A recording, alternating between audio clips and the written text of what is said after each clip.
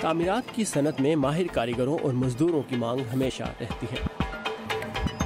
ملیے semi automated Mason یا same نامی اس نیم خود کار روبوٹ سے جو ایک دن میں 3000 اینٹیں لگا سکتا ہے، یعنی اس کی کارکردگی عام انسانی کارکردگی سے کئی گنا زیادہ تیز اور اچھی بھی ہے۔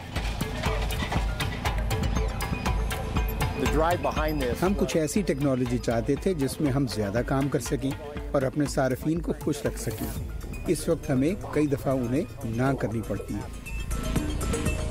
Nova Reddy Campbell bulletproof robotics نامی اسٹارٹ اپ کی بانی ہے جو بھاری تعمیراتی کام کے لیے خودکار گاڑیاں بنانے کی ٹیکنالوجی پر کام کر رہی ہے۔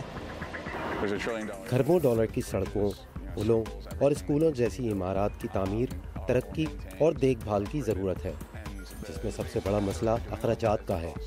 اگر ہم اپنی مختلف تعمیری کاموں کے اخراجات کم کر سکیں تو ہم بہت سا کام کر سکتے ہیں جس کی ملک کو ضرورت ہے۔ اس مد میں ڈرونز بھی استعمال ہو رہے ہیں جو 36 ہیکٹر کے رقبے پر پھیلے اس منصوبے کا سروے محض 25 منٹ میں کر سکتے ہیں، جسے ٹرک پر لگے لیزر سسٹم کی مدد سے کرنے میں پورا دن لگ جاتا تھا۔ یہ ڈرونز ٹیکنالوجی سلیکون ویلی کی کمپنی کیسپری نے تیار کی ہے جو 3D نقشوں کی مدد سے یہ کام کر رہی ہے۔ یہ طریقہ نہ صرف محفوظ اور تیز ہے بلکہ ہمیں 10 سے 100 گنا زیادہ ڈیٹا بھی فراہم کرتا ہے، لیکن اس ترقی سے لوگوں کی نوکریوں کو خطرہ بھی ہے۔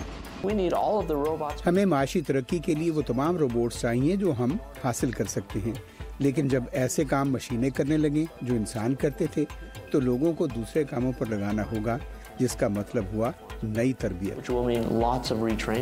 خودکار مشینیں اور روبوٹس تعمیرات کی صنعت کو نہ صرف بدل رہے ہیں بلکہ یہ ایک ایسے دور کا آغاز کر رہے ہیں جہاں انسان اور مشینیں ایک دوسرے کے شانہ بشانہ کام کریں گی۔